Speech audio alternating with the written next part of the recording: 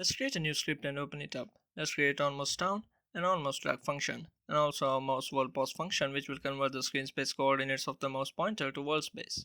This function is going to return coordinate, hence let's make it of type vector 3.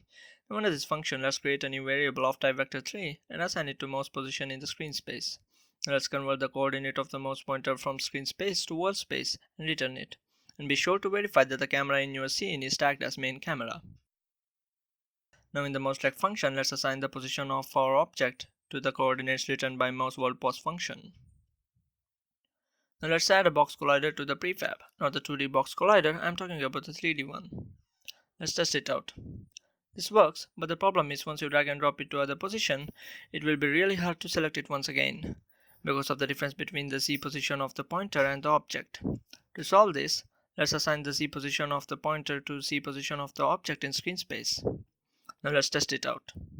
Everything works fine, but for the sake of efficiency, let's jump back into our script.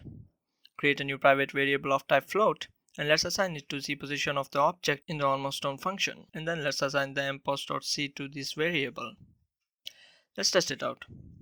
Now if you look at it carefully, you'll find that our object is snapping to the pointer every time we click on it. This is because of the offset between the pointer and the center of the object itself. So, to solve this, in the script we will create a new private variable of type vector 3 and assign it to the difference between the world position of the object and the world position of the cursor.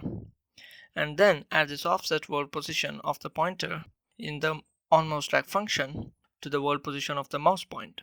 Now let's test it out. Everything works fine.